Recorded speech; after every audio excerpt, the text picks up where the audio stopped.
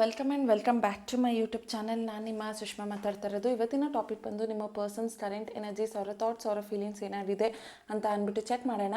And ನಿಮ್ದು ಏನಾದರೂ ಈ ಒಂದು ರೀಡಿಂಗಲ್ಲಿ ಯಾವುದಾದ್ರೂ ಒಂದು ಪರ್ಸ್ನಲ್ ಮೆಸೇಜಸ್ ಅನ್ನುವಂಥದ್ದು ಫೀಲ್ ಆಗ್ತಾ ಇದೆ, ಅಥವಾ ನಿಮಗೆ ಈ ಒಂದು ಮೆಸೇಜ್ನ ಕ್ಲೇಮ್ ಮಾಡ್ಕೋಬೇಕು ಅಂತ ಅನ್ನಿಸ್ತಾ ಇದೆ ಆ್ಯಂಡ್ ಆಲ್ಸೋ ರೆಸನೇಟ್ ಆಗ್ತಾ ಇದೆ ಅಂದರೆ ನನ್ನ ಒಂದು ಕಮೆಂಟ್ ಸೆಕ್ಷನಲ್ಲಿ 111 ಅಂತ ಅಂದ್ಬಿಟ್ಟು ಟೈಪ್ ಮಾಡಿ. ಆ್ಯಂಡ್ ಆಲ್ಸೋ ನಿಮ್ಗೆ ಏನಾದರೂ ಪರ್ಸ್ನಲ್ ಟ್ಯಾರೋ ರೀಡಿಂಗ್ ಬೇಕಿದ್ದರೆ ನನ್ನ ಒಂದು ವಾಟ್ಸಪ್ ನಂಬರ್ಗೆ ನೀವು ಕಾಲ್ ಅಥವಾ ಮೆಸೇಜ್ನ ಮಾಡಿ ಪರ್ಸ್ನಲ್ ಟ್ಯಾರೋ ರೀಡಿಂಗ್ನ ಪಡಿಬೋದು. ಸೊ ನೋಡೋಣ ನಿಮ್ಮ ಪರ್ಸನ್ಸ್ ಕರೆಂಟ್ ಎನರ್ಜೀಸ್, ಅವರ ಥಾಟ್ಸ್, ಅವರ ಫೀಲಿಂಗ್ಸ್ ಏನಾಗಿದೆ ಅಂತ ಅಂದ್ಬಿಟ್ಟು.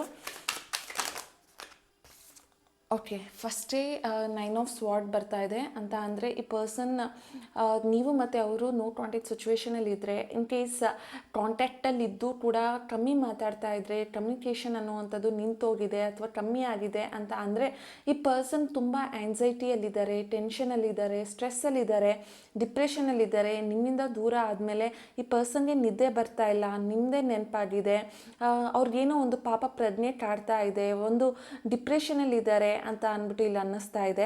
ಈ ಪರ್ಸನ್ಗೆ ನಿಮ್ಮಿಂದ ಏನೋ ಒಂದು ವಿಚಾರನ ಮುಚ್ಚಿಟ್ಟಿರೋದಕ್ಕೆ ಈ ಪರ್ಸನ್ ಇದನ್ನು ಫೀಲ್ ಮಾಡ್ತಾ ಇದ್ದಾರೆ. ನಿಮ್ಮ ಹತ್ರ ಓಪನ್ ಅಪ್ ಆಗಿ ಈ ಪರ್ಸನ್ ಹೇಳ್ಕೊಂಡಿದ್ದಿದ್ರೆ ಪ್ರಾಬಬ್ಲಿ ಅವ್ರು ಇವತ್ತು ಡಿಪ್ರೆಷನ್ಗೋ, ಸ್ಟ್ರೆಸ್ಗೋ, ಆ್ಯಂಗ್ಸೈಟಿಗೋ ಹೋಗ್ತಾ ಇರಲಿಲ್ಲ. ಅವರು ಪಾಪ ಪ್ರಜ್ಞೆಯಲ್ಲಿ ಇರ್ತಾ ಇರಲಿಲ್ಲ, ಅವ್ರಿಗೆ ಗಿಲ್ಟಿ ಕಾನ್ಷಿಯಸ್ ಅನ್ನುವಂಥದ್ದು ಕಾಡ್ತಾ ಇರಲಿಲ್ಲ. ಬಟ್ ಪ್ರೆಸೆಂಟ್ ಈ ಪರ್ಸನ್ ನಿಮ್ಮ ಹತ್ರ ಕೆಲವೊಂದು ವಿಚಾರನ ಮುಚ್ಚಿಟ್ಟಿರೋದ್ರಿಂದ ಈ ಪರ್ಸನ್ ತುಂಬ ಡಿಪ್ರೆಷನ್ಗೆ ಹೋಗಿದ್ದಾರೆ ಅಂತ ಅಂದ್ಬಿಟ್ಟು ಕಾಣಿಸ್ತಾ ಇದೆ. ಆ್ಯಂಡ್ ಅವ್ರಿಗೆ ನೆಮ್ಮದಿಯಾಗಿ ನಿದ್ದೆನೂ ಮಾಡ್ತಾ ಇಲ್ಲ. ನಿದ್ದೆ ಮಾಡಿದ್ರು ಕೂಡ ಬರೀ ಕೆಟ್ಟ ಕನಸೆ ಬೀಳ್ತಾ ಇದೆ. ಅವ್ರಿಗೆ ಏನೋ ಒಂದು ಟ್ರಾಮಾ ಅದರಲ್ಲಿದ್ದಾರೆ. ನಿಮ್ಮಿಂದ ಬ್ರೇಕಪ್ ಆಗಿರೋದು ಅವ್ರಿಗೆ ಒಂದು ಟ್ರಾಮಾ ಥರ ಕ್ರಿಯೇಟ್ ಆಗಿದೆ.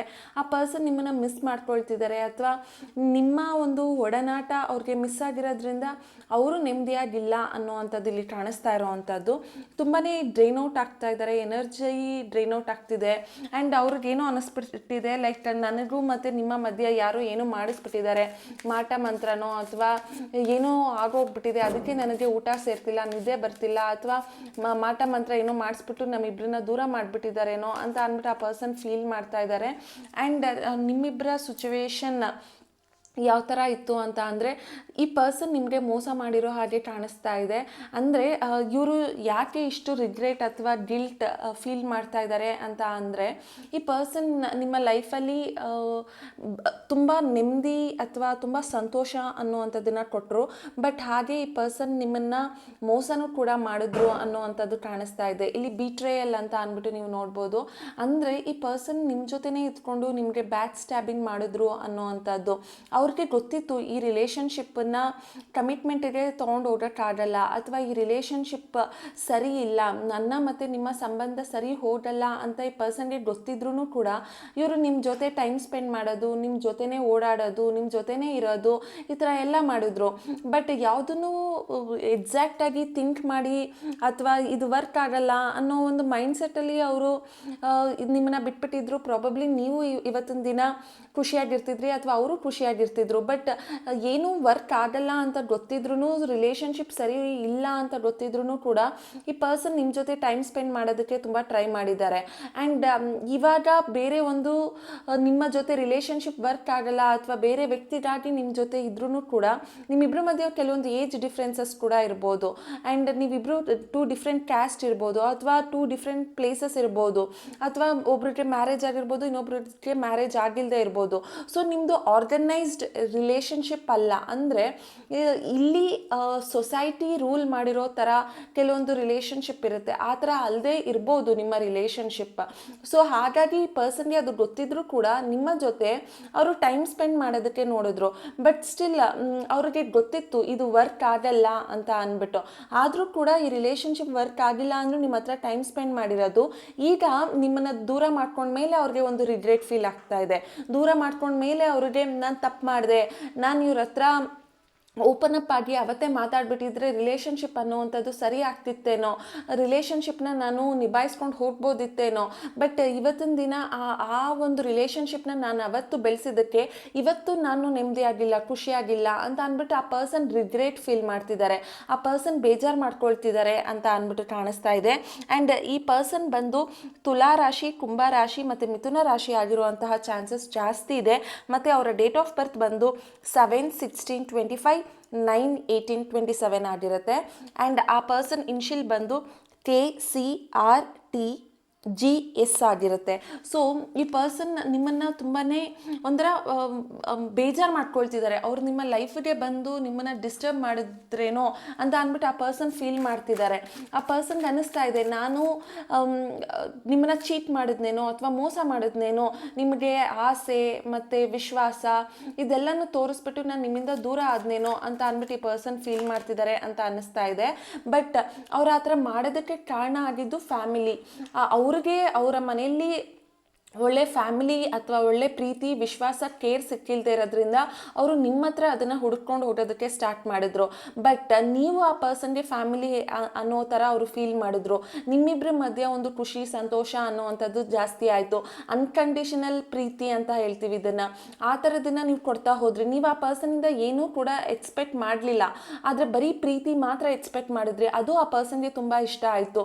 ನಿಮ್ಮ ಜೊತೆ ಇದ್ದಂತಹ ಫೀಲಿಂಗ್ಸ್ ಅವ್ರಿಗೆ ಒಂಥರ ಖುಷಿ ಅನ್ನುವಂಥದ್ದು ಕೊಡೋದಕ್ಕೆ ಸ್ಟಾರ್ಟ್ ಮಾಡ್ತು. ಫುಲ್ಫಿಲ್ ಆಗ್ತಿದ್ರು ಅವರು ಎಮೋಷನಲಿ, ಮೆಂಟಲಿ ಅಥವಾ ಫಿಸಿಕಲಿ ಅವರು ತುಂಬ ಸ್ಯಾಟಿಸ್ಫೈಡ್ ಆಗ್ತಿದ್ರು ನಿಮ್ಮ ಹತ್ರ ಬರ್ತಿದ್ರೆ.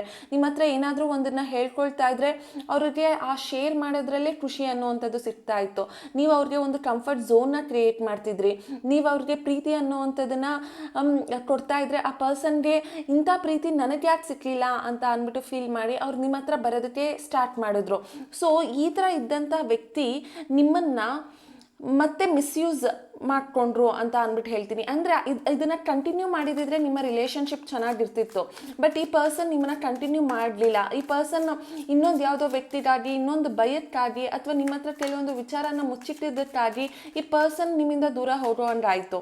ಆ್ಯಂಡ್ ಈಗ ಈ ಪರ್ಸನ್ ತುಂಬ ಸ್ಟ್ರೆಸ್ಸಲ್ಲಿದ್ದಾರೆ. ಅವ್ರಿಗೆ ಅನ್ನಿಸ್ತಾ ಇದೆ, ನಾನು ನಿಮಗೆ ಹರ್ಟ್ ಮಾಡಿದೆ, ನಾನು ನಿಮಗೆ ಪೇಯ್ನ್ ಕೊಟ್ಟೆ, ಅಥವಾ ನಾನು ನಿಮ್ಮ ಲೈಫ್ಗೆ ಬಂದು ನಿಮ್ಮ ಲೈಫ್ ಹೇಗೋ ಇತ್ತು ಬಟ್ ನಾನು ಬಂದು ನಿಮ್ಮನ್ನು ಡಿಸ್ಟರ್ಬ್ ಮಾಡಿದೆ ಅನ್ನೋ ಒಂದು ಪಾಪ ಪ್ರಜ್ಞೆ ಕಾಡ್ತಿದೆ. ಸೊ ಅವ್ರಿಗೆ ಒಂದು ರಿಯಲೈಸೇಷನ್ ಕೂಡ ಆಗ್ತಾ ಇದೆ, ನಾನು ನಿಮ್ಮ ಹತ್ರ ಬಂದಿದ್ದು ಓನ್ಲಿ ಲವ್ವಿಂದ, ಇನ್ನು ಬೇರೆ ಎಕ್ಸ್ಪೆಕ್ಟೇಷನ್ ನನಗೂ ಇರಲಿಲ್ಲ. ಆದರೆ ಇದು ಫ್ರೆಂಡ್ಶಿಪ್ಗಿಂತ ಬೇರೆ ಒಂದು ಲೆವೆಲ್ಗೆ ಹೋದಾಗ ನನಗಿದು ಹೋಲ್ಡ್ ಮಾಡೋಕ್ಕಾಗಲಿಲ್ಲ, ಕಂಟ್ರೋಲ್ ಮಾಡೋದಕ್ಕೆ ಆಗಲಿಲ್ಲ ಅಂತ ಅಂದ್ಬಿಟ್ಟು ಆ ಪರ್ಸನ್ ಫೀಲ್ ಮಾಡ್ತಾರೆ. ನಿಮ್ಮ ರಿಲೇಷನ್ಶಿಪ್ ಫ್ರೆಂಡ್ಶಿಪ್ ಆಗೇ ಸ್ಟಾರ್ಟ್ ಆಗಿರ್ಬೋದು, ಬಟ್ ಆ ಪರ್ಸನ್ಗೆ ಆ ಫ್ರೆಂಡ್ಶಿಪ್ಗಿಂತ ಇನ್ನೇನೋ ನಿಮ್ಮ ಹತ್ರ ಅವ್ರು ಎಕ್ಸ್ಪೆಕ್ಟ್ ಮಾಡೋದಕ್ಕೆ ಸ್ಟಾರ್ಟ್ ಮಾಡಿದ್ರು. ಆ ಕಂಫರ್ಟ್ ಝೋನ್ ಅಥವಾ ಆ ಶೇರಿಂಗ್, ಆ ಸಪೋರ್ಟ್, ಆ ಲವ್, ಆ ಕೇರ್, ಆ ಕನ್ಸರ್ನ್, ಆ ಸಿಂಪತಿ, ಆ ಕೈಂಡ್ನೆಸ್, ಇದನ್ನು ಈ ಪರ್ಸನ್ ನಿಮ್ಮ ಹತ್ರ ಪಡಿತಾ ಹೋದಂಗೆ ಅವ್ರಿಗೆ ಅನ್ನಿಸ್ತು ನೀವು ಫ್ರೆಂಡ್ಶಿಪ್ಗಿಂತ ಜಾಸ್ತಿ ಆ ಪರ್ಸನ್ಗೆ ಬೇಕಾಯಿತು ಅಂತ ಅಂದ್ಬಿಟ್ಟು ಅವ್ರಿಗೆ ಫೀಲ್ ಆಯಿತು. ಅವ್ರಿಗೆ ಈಗಲೂ ಕೂಡ ಒಂದು ರಿಯಲೈಸೇಷನ್ ಆಗ್ತಿದೆ. ಅವ್ರಿಗೆ ಆದಂಥ ಫ್ಯಾಮಿಲಿ ಆಗಿರ್ಬೋದು, ಫ್ರೆಂಡ್ಸ್ ಆಗಿರ್ಬೋದು, ಅವ್ರಿಗೆ ಸಿಕ್ಕದೆ ಹೋಯಿತು ಆ ಪ್ರೀತಿ. ಓಕೆನಾ, ಇಲ್ಲಿ ನೀವು ನೋಡ್ತಿರ್ಬೋದು ಈ ಪರ್ಸನ್ ಇಲ್ಲಿ ಮಲ್ಕೊಂಡಿದ್ದಾರೆ, ಇಲ್ಲಿ ಅವರ ಫ್ಯಾಮಿಲಿನ ನೀವು ನೋಡ್ತಿರ್ಬೋದು. ಅವರು ಬ್ಲಾಕ್ ಆಗಿದ್ದಾರೆ. ಅವರ ಫೀಲಿಂಗ್ಸ್ ಅಂದರೆ ನಿಮ್ಮ ವ್ಯಕ್ತಿಯ ಫೀಲಿಂಗ್ಸು ಅವರ ಫ್ಯಾಮಿಲಿಗೆ ಅರ್ಥ ಆಗದೆ ಹೋಯಿತು. ಆ ಟೈಮಲ್ಲಿ ಈ ಪರ್ಸನ್ಗೆ ನೀವು ಕನೆಕ್ಟ್ ಆದ್ರಿ. ಆ ಪರ್ಸನ್ ಈಗ ರಿಯಲೈಸ್ ಆಗ್ತಾ ಇದೆ, ನೀವು ಬೇಕು, ನೀವು ಅವ್ರಿಗೆ ರೈಟ್ ಪರ್ಸನ್, ನಿಮ್ಮ ಹತ್ರ ಅವರು ಮತ್ತೆ ಈ ಒಂದು ಲೈಫ್ನ ರೀಸ್ಟಾರ್ಟ್ ಮಾಡಬೇಕು ಅನ್ನೋ ಒಂದು ಫೀಲ್ ಅವ್ರಿಗೆ ಯಾವತ್ತೂ ಇರುತ್ತೆ. ಅವ್ರಿಗೆ ಅವರ ಫ್ಯಾಮಿಲಿ ಆಗಿರ್ಬೋದು, ಫ್ರೆಂಡ್ಸ್ ಆಗಿರ್ಬೋದು, ಯಾರು ಕೊಡದೇ ಇರೋವಂಥ ಒಂದು ಕಂಫರ್ಟ್ ಝೋನ್ನ ನೀವು ಕೊಟ್ಟಿದ್ದೀರಾ. ಆ ರಿಯಲೈಸೇಷನ್ ಆಗ್ತಾ ಇದೆ. ಅವ್ರಿಗೆ ಅನ್ನಿಸ್ತಾ ಇದೆ, ಓಕೆ ನಾನು ಈ ಒಂದು ರಿಲೇಷನ್ಶಿಪ್ಪಲ್ಲಿ ಏನು ತಪ್ಪು ಮಾಡಿದೆ, ಏನು ಸರಿ ಮಾಡಿದೆ ಅಂತ ಅಂದ್ಬಿಟ್ಟು ಈ ಪರ್ಸನ್ ಫೀಲ್ ಮಾಡ್ತಾ ಇದ್ದಾರೆ. ಸೊ ಇವ್ರಿಗೆ ನಿಮ್ಮ ಒಂದು ಪ್ರೀತಿ ಆಗಿರ್ಬೋದು ಅಥವಾ ನೀವು ತೋರಿಸಿದ ಕೇರ್ ಕನ್ಸರ್ನ್ ಆಗಿರ್ಬೋದು, ಅದು ಮೋರ್ ದೆನ್ ಫ್ರೆಂಡ್ಶಿಪ್ ಆಗಿತ್ತು. ಆಗ ಅವರು ಅದನ್ನು ರೆಸಿಸ್ಟ್ ಮಾಡೋಕ್ಕಾಗಲಿಲ್ಲ, ಆ ಫೀಲಿಂಗ್ಸ್ನ ಅವ್ರು ಕಂಟ್ರೋಲ್ ಮಾಡೋಕ್ಕಾಗಲಿಲ್ಲ. ಆವಾಗ ಆ ಪರ್ಸನ್ ನಿಮ್ಮ ಹತ್ರ ಬರೋದಕ್ಕೆ ಸ್ಟಾರ್ಟ್ ಮಾಡಿದ್ರು ಅಂತ ಅಂದ್ಬಿಟ್ಟು ಹೇಳ್ತೀನಿ. ಆ್ಯಂಡ್ ನೀವು ಇಲ್ಲಿ ನೋಡ್ತಿರ್ಬೋದು ಆಲ್ಮೋಸ್ಟ್ ಎಲ್ಲ 3 ಕಾರ್ಡ್ಸ್ ಒಂದೇ ಥರ ಕಾಣಿಸ್ತಾ ಇದೆ. ಅಂದರೆ ಈ ಪರ್ಸನ್ನು ಡಿಪ್ರೆಷನಲ್ಲಿದ್ದಾರೆ, ಅವರು ಒಂದು ಆ್ಯಂಗ್ಸೈಟಿಯಲ್ಲಿದ್ದಾರೆ, ಒಂದು ಸ್ಟ್ರೆಸ್ಸಲ್ಲಿದ್ದಾರೆ, ಅವ್ರು ಖುಷಿಯಾಗಿಲ್ಲ, ಅವ್ರು ನೆಮ್ಮದಿಯಾಗಿಲ್ಲ. ಸೊ ಇಲ್ಲಿ ಯಾರಾದರೂ ರೀಡಿಂಗ್ನ ನೋಡಿಕೊಂಡು ಆ ಪರ್ಸನ್ ನನ್ನನ್ನು ಮಿಸ್ ಮಾಡ್ಕೊಳ್ತಿದ್ದಾರಾ ಅಂತ ಕೇಳ್ತಿದ್ರೆ ನಾನು ಡೆಫಿನೆಟ್ಲಿ ಎಸ್, ಆ ಪರ್ಸನ್ ನಿಮ್ಮನ್ನು ಮಿಸ್ ಮಾಡ್ಕೊಳ್ತಿದ್ದಾರೆ ಅಂತ ಅಂದ್ಬಿಟ್ಟು ಹೇಳ್ತೀನಿ. ಆ ಪರ್ಸನ್ಗೆ ಗಿಲ್ಟಿ ಕಾಡ್ತಿದ್ಯಾ, ಅವರು ಪಾಪ ಪ್ರಜ್ಞೆ ಕಾಡ್ತಿದ್ಯಾ ಅಂತ ಅಂದರೆ ಹೌದು, ಅವ್ರಿಗೆ ಪಾಪ ಪ್ರಜ್ಞೆ ಕಾಡ್ತಿದೆ ಅಂತಲೇ ಹೇಳ್ತೀನಿ. ಅವ್ರು ನಿಮ್ಮ ಬಗ್ಗೆ ನೆನಪಿಸ್ಕೊಳ್ತಿದ್ದಾರಾ? ಹೌದು, ಅವ್ರು ನಿಮ್ಮ ಬಗ್ಗೆ ನೆನಪಿಸ್ಕೊಳ್ತಿದ್ದಾರೆ. ಸೊ ಈ ಪರ್ಸನ್ಗೆ ಮೆಂಟಲಿ, ಫಿಸಿಕಲಿ ಅಥವಾ ಸಬ್ಕಾನ್ಷಿಯಸ್ಲಿ ಎಲ್ಲ ಕಡೆ ನೀವೇ ನೆನಪಾಗ್ತಿದ್ದೀರಾ. ನಿಮ್ಮ ಜೊತೆ ಅವರು ಓಡಾಡಿದ್ದು ಅಥವಾ ಅವ್ರು ನಿಮ್ಮ ಹತ್ರ ಮಾತಾಡಿದ್ದು ಅದನ್ನು ಈ ಪರ್ಸನ್ ಪ್ರತಿ ಕ್ಷಣ ನೆನಪಿಸ್ಕೊಳ್ತಿದ್ದಾರೆ ಅಂತ ಅಂದ್ಬಿಟ್ಟು ಹೇಳ್ತೀನಿ. ಆ್ಯಂಡ್ ಈ ಪರ್ಸನ್ ನಿಮ್ಮನ್ನು ಯಾವಾಗ ಮೀಟ್ ಮಾಡಬೇಕು ಅಂತ ಅಂದ್ಬಿಟ್ಟು ಅವರು ಫೀಲ್ ಮಾಡ್ತಿದ್ದಾರೆ. ಆ್ಯಂಡ್ ಕೆಲವೊಂದು ಸರಿ ಈ ರಿಲೇಷನ್ಶಿಪ್ನ ಅವರು ಇನ್ನು ಹ್ಯಾಂಡಲ್ ಮಾಡಬೇಕು, ಕಂಟ್ರೋಲ್ ಮಾಡಬೇಕು ಅಂತ ಅಂದಾಗ ಪರಿಸ್ಥಿತಿ ಅವರ ಕೈಯಿಂದ ದಾಟ್ಬಿಟ್ಟಿದೆ. ಅವರು ಈ ಒಂದು ರಿಲೇಷನ್ಶಿಪ್ನ ಹ್ಯಾಂಡಲ್ ಮಾಡದೇ ಇರೋವಂಥ ಒಂದು ಸಿಚುವೇಶನ್ಗೆ ಈಗ ಹೋಗಿದ್ದಾರೆ. ಇದು ಬಿಯಾಂಡ್ ಫ್ರೆಂಡ್ಶಿಪ್ ಆಗಿದೆ. ಆದರೂ ಕೂಡ ಈ ಪರ್ಸನ್ ನಿಮ್ಮನ್ನ ಇಟ್ಕೋಬೇಕು ಅಂತ ಅಂದರು, ಅಥವಾ ನಿಮ್ಮ ಜೊತೆ ಆ ಪರ್ಸನ್ ಟೈಮ್ ಸ್ಪೆಂಡ್ ಮಾಡಬೇಕು, ನಿಮ್ಮ ಜೊತೆ ಅವರು ಲೈಫ್ ಲೀಡ್ ಮಾಡಬೇಕು ಅಂದ್ರೂ ಈಗ ಸಿಚುವೇಶನ್ ಅವರ ಕೈಯಲ್ಲಿಲ್ಲ, ಅವರ ಸಂದರ್ಭ ಅವ್ರಿಗೆ ಸಪೋರ್ಟ್ ಮಾಡ್ತಿಲ್ಲ ಅಂತ ಅಂದ್ಬಿಟ್ಟು ಹೇಳ್ತಾ ಇದ್ದೀನಿ. ಇದು ಮೀನರಾಶಿ ಆಗಿರುವಂಥ ಚಾನ್ಸಸ್ ಕೂಡ ಇದೆ. ಆ್ಯಂಡ್ ಈ ಪರ್ಸನ್ ನಿಮ್ಮನ್ನ ತುಂಬಾ ಏನು ನೆನಪಿಸ್ಕೊಳ್ತಾ ಇದ್ದಾರೆ, ಅವರು ನಿಮ್ಮ ಬಗ್ಗೆ ಯೋಚನೆ ಮಾಡ್ತಿದ್ದಾರೆ, ಕನ್ಸು ಕಾಣ್ತಿದ್ದಾರೆ ಅಂತ ಅಂದ್ಬಿಟ್ಟು ಹೇಳ್ತಾ ಇದ್ದೀನಿ. ಆ್ಯಂಡ್ ಇಲ್ಲಿ ನೋಡ್ತಿರ್ಬೋದು ಎಲ್ಲ ಸ್ವಾಡ್ ಅಂತಾನೆ ಬರ್ತಾ ಇದೆ. ಸ್ವಾಡ್ ಅಂತ ಅಂದರೆ ಕತ್ತಿ ಅಂದರೆ ಥಿಂಕಿಂಗ್ ಅಂದರೆ ಅವ್ರು ಯಾವಾಗಲೂ ನಿಮ್ಮ ಬಗ್ಗೆ ಯೋಚನೆ ಮಾಡ್ತಿದ್ದಾರೆ ಅಂತ ಅಂದ್ಬಿಟ್ಟು ಅವ್ರಿಗೆ ಅನ್ನಿಸ್ತಾ ಇದೆ, ನಾನು ಈ ಒಂದು ಪ್ರೀತಿಯಲ್ಲಿ ಟ್ರ್ಯಾಪ್ ಆಗೋದೆ, ನಾನು ಸ್ಟಕ್ ಆಗೋಗಿದ್ದೀನಿ, ನನಗೆ ಇದರಿಂದ ಓವರ್ಕಮ್ ಮಾಡೋದಕ್ಕೆ ಆಗ್ತಾ ಇಲ್ಲ, ನನಗೆ ನೀವು ಎಷ್ಟು ಬೇಕು ಅನ್ನೋದು ನನಗೆ ಮಾತ್ರನೇ ಗೊತ್ತು, ಬಟ್ ಅದು ಹೇಗೆ ನಿಮ್ಮ ಹತ್ರ ಎಕ್ಸ್ಪ್ರೆಸ್ ಮಾಡ್ಕೋಬೇಕು ಅಂತಲೂ ನನಗೆ ಗೊತ್ತಾಗ್ತಿಲ್ಲ ಅಂದ್ಬಿಟ್ಟು ಈ ಪರ್ಸನ್ ಫೀಲ್ ಮಾಡ್ತಿದ್ದಾರೆ. ಅವರು ಮೆಂಟಲಿ ಡಿಸ್ಟರ್ಬ್ ಆಗಿದ್ದಾರೆ ಅಂತ ಅಂದ್ಬಿಟ್ಟು ಇಲ್ಲಿ ಹೇಳ್ತಿದ್ದೀನಿ. ಆ್ಯಂಡ್ ಈ ಪರ್ಸನ್ ನಿಮ್ಮನ್ನು ತುಂಬಾ ಒಂಥರ ಯಾವಾಗಲೂ ಯೋಚನೆ ಮಾಡೋದೇ ಆಗೋಗಿದೆ ನಿಮ್ಮ ಬಗ್ಗೆ. ಆ್ಯಂಡ್ ಅವ್ರಿಗೆ ಅನ್ನಿಸ್ತಾ ಇದೆ ನಿಮ್ಮನ್ನು ಬಿಟ್ಟು ಅವರು ಮೂವ್ ಆನ್ ಆಗೋಕ್ಕಾಗಲ್ಲ ಅಂತ ಅಂದ್ಬಿಟ್ಟು ಈ ಪರ್ಸನ್ ಫೀಲ್ ಮಾಡ್ತಿದ್ದಾರೆ. ಆ್ಯಂಡ್ ಈ ಪರ್ಸನ್ ನಿಮ್ಮ ಜೊತೆ ಇರಬೇಕು, ಈ ಒಂದು ರಿಲೇಷನ್ಶಿಪ್ನ ಕಂಟ್ರೋಲ್ ಮಾಡಬೇಕು, ನಿಮ್ಮಿಬ್ಬರ ಮಧ್ಯೆ ಇರೋವಂಥ ಫೀಲಿಂಗ್ಸನ್ನು ಕಂಟಿನ್ಯೂ ಮಾಡಬೇಕು ಅಂತ ಅಂದ್ಬಿಟ್ಟು ಅನ್ನಿಸ್ತಾ ಇದೆ. ಆ್ಯಂಡ್ ಈ ಪರ್ಸನ್ ನಿಮ್ಮ ರಿಲೇಷನ್ಶಿಪ್ನ ಅವರು ಹ್ಯಾಂಡಲ್ ಮಾಡಬೇಕು ಅಂತ ಅಂದ್ಬಿಟ್ಟು ಈ ಪರ್ಸನ್ ಫೀಲ್ ಮಾಡ್ತಿದ್ದಾರೆ ಅನ್ನೋವಂಥದ್ದು ಕಾಣಿಸ್ತಾ ಇದೆ. ಆ್ಯಂಡ್ ಅವರು ನಿಮ್ಮ ಹತ್ರ ಬರಬೇಕು, ಮಾತಾಡಬೇಕು, ನಿಮ್ಗೊಂದು ಕಮಿಟ್ಮೆಂಟ್ ಕೊಡಬೇಕು, ನಿಮ್ಮ ಜೊತೆ ಟೈಮ್ ಸ್ಪೆಂಡ್ ಮಾಡಬೇಕು, ನೀವಿಬ್ಬರು ಮತ್ತೆ ಮಾತನ್ನು ಸ್ಟಾರ್ಟ್ ಮಾಡಬೇಕು, ಕಮ್ಯುನಿಕೇಷನ್ ಮಾಡಬೇಕು ಅನ್ನುವಂಥದ್ದು ತುಂಬ ಆಸೆ ಅನ್ನುವಂಥದ್ದು ಈ ಪರ್ಸನ್ಗೆ ಇದೆ. ಬಟ್ ಸೊಸೈಟಿ ಅಪ್ರೂವ್ ಮಾಡಿರೋ ಥರ ನಿಮ್ಮ ರಿಲೇಷನ್ಶಿಪ್ ಇಲ್ಲದೆ ಇರ್ಬೋದು, ಅಥವಾ ಸೊಸೈಟಿಗೆ ಎದುರ್ಕೊಳ್ತಿರ್ಬೋದು, ಅಥವಾ ಫ್ಯಾಮಿಲಿಗೆ ಎದುರ್ಕೊಳ್ತಿರ್ಬೋದು. ಅದಕ್ಕಾಗಿ ಈ ಪರ್ಸನ್ ನಿಮಗೆ ಒಂದು ಫರ್ಗಿವ್ನೆಸ್ ಕೇಳ್ತಿದ್ದಾರೆ, ಸಾರಿ ಅಂತ ಅಂದ್ಬಿಟ್ಟು ಕೇಳ್ತಾ ಇದ್ದಾರೆ ಅಂತ ಅಂದ್ಬಿಟ್ಟು ಇಲ್ಲಿ ಕಾಣಿಸ್ತಾ ಇದೆ. ಆ್ಯಂಡ್ ನಿಮ್ಗೇನಾದರೂ ಈ ಪರ್ಸನ್ ಈ ಥರ ಫೀಲ್ ಮಾಡ್ತಿದ್ದಾರೆ ಹೌದು ಅಂತ ಅನಿಸಿದ್ರೆ ನನ್ನ ಒಂದು ಕಮೆಂಟ್ ಸೆಕ್ಷನಲ್ಲಿ ನನಗೆ ತಿಳಿಸಿ. Thank you.